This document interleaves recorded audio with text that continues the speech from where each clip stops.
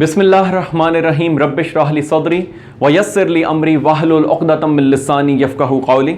अस्सलामु अलैकुम dear students, आज हम मैथमेटिक्स क्लास 9 चैप्टर नंबर 1 का लेक्चर नंबर 2B पढ़ने लगे हैं। एक्चुअली इससे पिछला लेक्चर जो था लेक्चर नंबर 2A था, यानी लेक्चर नंबर 2 था, तो उसके साथ ही मैंने इसको इसलिए कंबाइन किया क्योंकि एक ही कॉन्सेप्ट से ये वाले क्वेश्चन भी जो है वो निकल रहा है। कॉन्सेप्ट क्या है जी? हमने इक्वल मैट्रिक्स का जो कॉन्सेप्ट था वो पिछले जो है ना 2-3 लेक्चर से हम डिस्कस कर रहे हैं, और उसके अंदर जी हमने लास्ट टाइम इक्वल मैट्रिक्स के मैट्रिसेस ढूंढे थे क्वेश्चन नंबर 2 के अंदर 1.1 के। अब हम चलने लगे हैं क्वेश्चन 1.1 के क्वेश्चन नंबर 3 के अंदर, और यहां पे हमें उसने क्या कहा है जी, हम यहां से बुक को भी हल्का सा रिलेट कर लेते हैं क्योंकि मैंने वहां पे कंप्लीट स्टेटमेंट नहीं लिखी। कहते हैं find the values of 1.1 page number 4 question number 3, find the values of A B C D which satisfy the matrices equation. वो कह रहे हैं जी कि आपने ए बी सी डी की वैल्यूज फाइंड करनी है जो कि सेटिस्फाई कर रही हो इस मैट्रिसेस इक्वेशन। ये मैट्रिसेस इक्वेशन है। इक्वेशन क्यों है? क्योंकि एक तरफ आपको एक मैट्रिक्स नजर आ रहा है, इक्वालिटी का साइन है, और दूसरी साइड के ऊपर आपको दूसरा मैट्रिक्स नजर आ रहा है। तो हमने ए बी सी डी की वैल्यू फाइंड करनी है। अब एक चीज आपने यहां पे गौर से देखनी है, दरमियान में आपको इस क्वेश्चन के दोनों इस मैट्रिसेस इक्वेशन के अंदर क्या नजर आ रहा है? Sign of equality. क्या नजर आ रहा है जी? Sign of equality. Sign of equality का मतलब क्या होता है? उसका मतलब यह होता है कि वो कभी भी दो चीजों के दरमियान में अगर साइन ऑफ इक्वालिटी आ जाए तो वो हमें यह जाहिर करता है कि ये दोनों चीजें आपस में क्या है? इक्वल। और अगर आप इधर देखें तो इस टाइम इस इक्वालिटी के साइन के लेफ्ट हैंड साइड पे और राइट हैंड साइड के ऊपर दो मैट्रिसेस हैं, तो इसका मतलब ये जाहिर कर रहा है कि ये these two matrices are equal matrices. ठीक है ना? सो अगर ये इक्वल मैट्रिसेस हैं तो लाजमी तौर के ऊपर इनके ऊपर दो शराइत पूरी होती होंगी, और वो शराइत कौन सी हैं? वही वाली जो हमने पिछले 2 लेक्चर्स से हम उसको डिस्कस करते आ रहे हैं। पहली शर्त ये कि इनके ऑर्डर्स आपस में क्या होंगे? इक्वल, सेम होंगे। तो अगर हम गौर से देखें, मैंने आपको बताया था लास्ट लेक्चर के अंदर भी ये प्लस के साइन के साथ कि एक ही एंट्री है, ये भी एक ही एंट्री है, और ये भी एक ही एंट्री है, और ये भी एक ही एंट्री है। ठीक है? तो इसका मतलब इसका ऑर्डर क्या हुआ? एक रो ये हॉरिजॉन्टल, दूसरी रो ये 2, एक कॉलम ये और दूसरा कॉलम ये, 2 by 2 इसका ऑर्डर हुआ। और इसका ऑर्डर भी क्या है? 2 by 2, क्योंकि एक रो ये, दूसरी रो ये, एक कॉलम ये, दूसरा कॉलम ये, 2 by 2। इसका मतलब पहली शर्त तो पूरी हो रही है, दोनों के ऑर्डर्स आपस में क्या है? इक्वल। सर लेकिन दूसरी शर्त पूरी होती हुई नजर नहीं आ रही, क्योंकि यहां पे लिखा हुआ है -7, सर यहां पे लिखा हुआ है a+2b, यहां पे लिखा हुआ है 0, यहां पे लिखा हुआ है a+c, यहां पे लिखा हुआ है 2d, यहां पे लिखा हुआ है 4d-6, यहां पे लिखा हुआ है 3, और यहां पे लिखा हुआ है c-1। सर ये ऐसा क्यों नहीं है कि यहां पे अगर 3 लिखा हुआ हो तो यहां पे भी तो 3 लिखा हुआ हो? ये फिर किस तरह से सर आप कह सकते हैं कि ये दोनों मैट्रिक्स आपस में इक्वल मैट्रिक्स हैं? बेटा बात दरअसल ये है कि आप अगर गौर करें, यहां पे बेशक 3 लिखा हुआ है, लेकिन जो 3 वाली एंट्री है ये पूरी तरह हमें क्लियर है कि इस एंट्री की वैल्यू 3 है, जबकि यहां पे जो उसके कॉरस्पॉन्डिंग c-1 एंट्री पड़ी हुई है, ये हमें क्लियर नहीं है कि ये c क्या चीज है। c जब तक हमें क्लियर नहीं होगा कि c क्या है, तब तक हम बता नहीं सकते कि इस एंट्री की कंप्लीट वैल्यू क्या है। c अगर 5 होगा बिलफर्ज, तो c-1, फिर हम 5-1 करेंगे, वो 4 बनेगा, फिर हम कह सकते हैं ये तो आपस में इक्वल नहीं है। लेकिन अभी तो हमें c का पता ही नहीं है। हमने क्या करना है? हमने बैकवर्ड चल रहे हैं इसके अंदर। हम लोग इस बात के ऊपर अपना पूरी तरह ईमान रखें कि अगर बीच में इक्वालिटी का साइन है तो लाजमी तौर पर 3 बराबर होना चाहिए है c-1 के, according to equality of matrices. तो हम इस चीज को बेस बनाते हुए निकालेंगे अभी values A B C D की, और फिर मैं आपको बताऊंगा कि c की वैल्यू जो यहां पे आई है वो सेटिस्फाई कर रही है, इस बात को सेटिस्फाई कर रही है। चलें जी, हम यहां से आगे सॉल्विंग की तरफ चलते हैं। सॉल्विंग करवाते हुए सबसे पहले, चूंकि ये इक्वल मैट्रिसेस हैं, तो हम यहां पे बकायदा मेंशन करेंगे from equality of two matrices यानी इक्वालिटी ऑफ टू मैट्रिसेस के कॉन्सेप्ट से हमने ये बात अखज की और यहां पे हमने ये चीज की, from equality of two matrices their orders are same, वो तो हमें पता चल रहा है, लेकिन their corresponding entries are also equal. तो अगर कॉरस्पॉन्डिंग एंट्रीज आपस में इक्वल हैं तो मैं कह सकता हूं कि a प्लस सी इज बराबर टू 0, वो 0 के बराबर है। और फिर मैं कह सकता हूं a प्लस 2b इज बराबर टू -7। और फिर मजीद मैं ये कह सकता हूं कि c-1 इज इक्वल टू 3। और फिर मैं मजीद आखिरी बात कह सकता हूं कि 4 - d is equal to its corresponding entry in the matrix on the right hand side, that is 2d। ये भी मैं कह सकता हूं। तो अगर मैं ये सारी चीजें कह सकता हूं तो इसका मतलब इक्वालिटी ऑफ टू मैट्रिसेस को मद्देनजर रखते हुए यहां पे 4 किस्म की इक्वेशंस निकलती हैं। अगर हम इस मैट्रिक्स को ओपन कर दें तो 4 किस्म की कौन सी इक्वेशंस निकलती हैं? तो पहली इक्वेशन निकलती है a plus C is equal to 0, निकले। उसके बाद a plus 2b is equal to -7, ये दूसरी इक्वेशन निकली। उसके बाद c-1 इज इक्वल टू 3, और उसके बाद फोर्थ इक्वेशन निकली 4d -6, ये वाली, इज इक्वल टू 2d। इस तरह से हमारे पास 4 इक्वेशंस आ जाती हैं। Equation number 1, equation number 2, equation number 3 and equation number 4। 4 equations हमने इक्वालिटी ऑफ मैट्रिसेस के कॉन्सेप्ट्स के मुताबिक यहां पर निकालनी है इन 2 मैट्रिसेस से जो कि इक्वल मैट्रिसेस हैं। यहां तक आपको क्लियर हो गया? आगे हमने फाइंड क्या करना था? एबीसीडी की वैल्यू फाइंड आउट करनी है। अगर हमारे पास 4 इक्वेशंस आ गई हैं तो हम मुख्तलिफ अंदाज में इनको साइमल्टेनियसली सॉल्व करते हुए एक इक्वेशन से, आपने 8th क्लास के अंदर भी ये इस किस्म के मेथड पढ़े हैं कि मल्टीपल इक्वेशंस हों, उनके अंदर वेरिएबल्स एक जैसे हों, तो हम आपस में उनको साइमल्टेनियसली सॉल्व करके एक्स और वाई की या नॉन वेरिएबल की वैल्यूज निकाल सकते हैं। सब्स्टिट्यूशन मेथड से भी और एलिमिनेशन मेथड से भी आप 8th क्लास के अंदर, 8th ग्रेड के अंदर सीख कर आ रहे होंगे।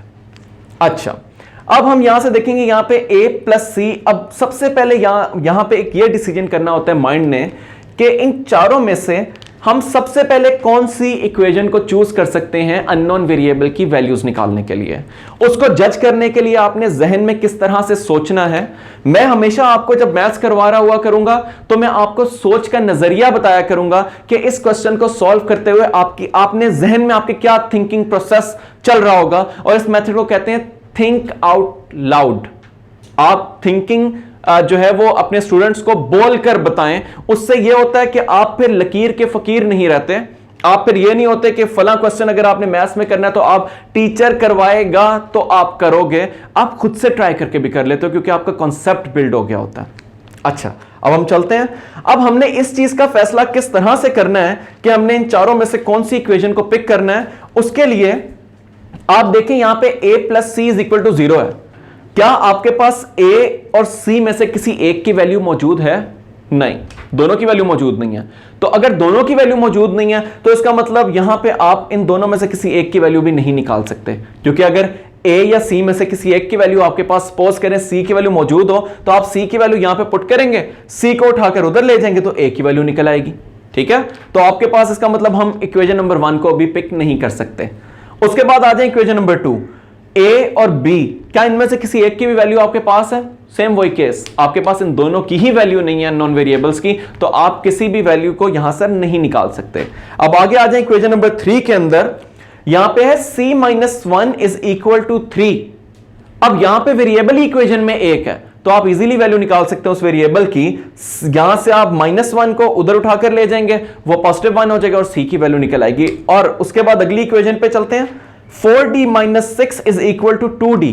यहां पे भी वेरिएबल एक ही है, तो आप इधर भी इस इक्वेशन को भी कंसीडर करके इसमें से भी वैल्यू निकाल सकते हैं डी की, इजीली निकल आएगी। तो हम इन दोनों में से किसी भी एक इक्वेशन को पिक कर लेते हैं। अब हम इस टाइम पिक कर रहे हैं, चाहे आप 4th को पिक कर लो या 3 को पिक कर लो। मैं इक्वेशन नंबर 3 को पिक कर रहा हूं क्योंकि वो c-1 = 3 है और c4 क्यूट भी होता है और आप लोग भी क्यूट हो, तो मैं ये वाली इक्वेशन को पिक करने लगा।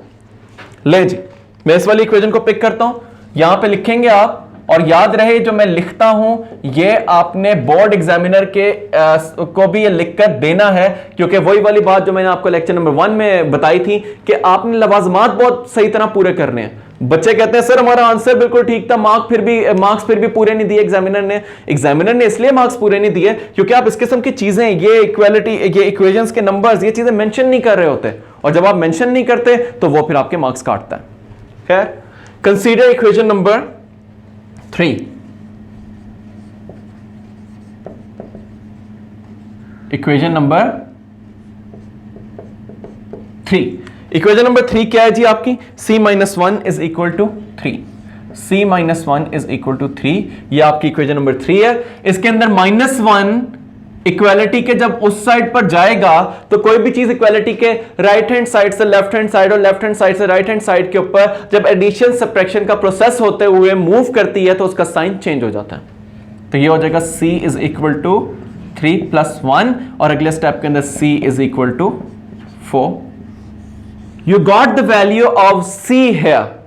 अब आगे चलते हैं जी, हम पहले वो सिंगल वेरिएबल वाली जो इक्वेशंस हैं उनसे हम वैल्यूज निकालकर उनको फ्री कर देते हैं। 4d - 6 = 2d। यहां पे हम लिखेंगे कंसीडर इक्वेशन नंबर 4, और ये क्या है जी? 4d - 6 = 2d। अब आप लोगों को पता है कि जब भी अननोन वेरिएबल की वैल्यू निकालनी होती है आपने इक्वेशन में से, इट्स जस्ट लाइक के आप क्या करते हैं, आप जो अननोन वेरिएबल होता है जिसकी हमने वैल्यू निकालनी होती है उसको इक्वालिटी की एक तरफ ले जाते हैं और तमाम तर कोफिशिएंट्स को और कांस्टेंट टर्म्स को दूसरी साइड पर शिफ्ट करते हैं ताकि वो एक बेचारा तन्हा एक साइड पर रह जाए और दूसरी साइड के ऊपर आप उसकी वैल्यू निकाल लें। तो हम सेम स्ट्रेटेजी यूज करेंगे। हम इस 2d को उठाकर इधर ले आएंगे और इस 2d को जब वो इधर आएगा तो ये पॉजिटिव 2d है, तो लेफ्ट हैंड साइड पे आकर क्या हो जाएगा? Negative 2d। और ये माइनस जो है वो नेगेटिव 6 है, तो उधर जाके क्या हो जाएगा? ये पॉजिटिव 6। लें जी, 4d - 2d = 6। मजीद आके सॉल्व कर लेते हैं। 4d - 2d क्या होता है जी? 2d होता है, = 6। और यहां पे इस वेरिएबल d का कोफिशिएंट आपस में क्या हो रहे हैं? आपस में मल्टीप्लाई। तो अगर इस साइड के ऊपर मल्टीप्लाई हो रहा है, उस साइड के ऊपर जाकर क्या होगा? डिवाइड। ये बहुत सी चीजें वो हैं जो आप लोग अपने पिछले ग्रेड्स के अंदर पढ़ के आ रहे होंगे। तो 6/2, 2 1s are 2, 2 3s are 6। तो ठीक है जी, आपकी d की वैल्यू क्या आ गई? 6। Any confusion? अगर आपको फिर दोबारा से रिपीट कर देता हूं, कंसीडर इक्वेशन नंबर 3 की और उसकी वैल्यू निकाली, and then equation number 4 consider की और उसकी वैल्यू निकाली, सिंपल अलजेब्रिक ऑपरेशंस अप्लाई करते हुए। ठीक है, अब हम आगे चल रहे हैं। अब हमारे पास इक्वेशन नंबर 1 और इक्वेशन नंबर 2 है और हमारे पास c और d की वैल्यू निकल आई है, हमारे पास a और b की वैल्यू अभी नहीं निकली। तो अब आप लोग ऑफ कोर्स माशाल्लाह आप लोग बड़े इंटेलिजेंट हैं, तो आप लोग इस बात को अंडरस्टैंड कर रहे होंगे और भांप रहे होंगे इस बात को कि मैं नेक्स्ट स्टेप क्या करने लगा हूं। मैं यहां से c की वैल्यू पिक करूंगा, इक्वेशन नंबर 1 के अंदर पुट करूंगा तो मेरे पास a की वैल्यू आ जाएगी, और उसके बाद जब मेरे पास a की वैल्यू आ जाएगी उसको इक्वेशन नंबर 2 में पुट करूंगा, मेरे पास b की वैल्यू आ जाएगी। चलें जी, चलते हैं। अब आप यहां पे लिखेंगे जी यहां पे अब थोड़ा different, putting value of c, और c की वैल्यू है क्या? = 4 in equation number 1। Equation number 1 के अंदर हम c की वैल्यू जो कि 4 है वो पुट करने लगे हैं, पुट कर देते हैं। c इक्वेशन नंबर 1 थी क्या? a + c = 0, so a plus सी की वैल्यू क्या है, कोशिश किया करें ब्रैकेट के साथ पुट किया करें इक्वेशंस के जब वैल्यूज आप जब भी कभी किसी भी एक्सरसाइज में या मैथ्स में पुट कर रहे होते हैं। यहां पे तो चलें बाहर पॉजिटिव साइन था तो मसला इतना नहीं होता, लेकिन कई केसेस के अंदर यहां पे आप साइन की मिस्टेक कर देते हैं जब आप ब्रैकेट को जो है नहीं लगाते। आप अगले स्टेप में क्या करेंगे, ये पॉजिटिव 4 है, उधर जाके क्या हो जाएगा -4, तो इसका मतलब a की वैल्यू आपके पास क्या आ गई -4, हमारे पास a की वैल्यू भी आ गई। अब a की वैल्यू हमने इक्वेशन नंबर 2 में पुट करनी है और वहां से हमारे पास क्या आ जाएगी b की वैल्यू। बस ये क्वेश्चन अपनी एंडिंग की तरफ है, क्योंकि मैं आपको समझा रहा हूं इसलिए ज्यादा टाइम लगा है, वरना आप लोग जब सॉल्व कर रहे होंगे प्रैक्टिस की हुई होगी आप ऐसे इस क्वेश्चन को कर लेंगे और ये क्वेश्चन आता रहा है बोर्ड के अंदर। Putting value of a that is a is equal to 4 in equation number 2। शाबाश, इक्वेशन नंबर 2 देखते हैं। a plus 2b is equal to -7। क्या है जी, a plus 2b is equal to -7। a की वैल्यू क्या है -4 plus 2b is equal to -7। यहां तक आपको बात समझ आ रही है जी? अच्छा, अब यहां पे ये -4 है, उधर जाके क्या हो जाएगा +4 इज इक्वल टू -7 + 4। यहां तक आपको बात क्लियर हो गई? मैंने क्या किया है जी, यहां से a की वैल्यू निकाली है और यहां से मैंने a की वैल्यू यहां c की वैल्यू के थ्रू a की वैल्यू निकाली, a की वैल्यू यहां पे पुट की और यहां तक हम पहुंच गए हैं। अब नेक्स्ट स्टेप सिंपल, -7 + 4। आप लोगों को एक बात अच्छे से पता होगी, ये भी पहली क्लासेस में आप पढ़ के आए, लेकिन चूंकि 9th क्लास में आने के बाद कई बच्चों के कॉन्सेप्ट थोड़े से स्टार्ट के वीक होते हैं, तो मैं कुछ ये पिछली क्लास की बात भी करूंगा।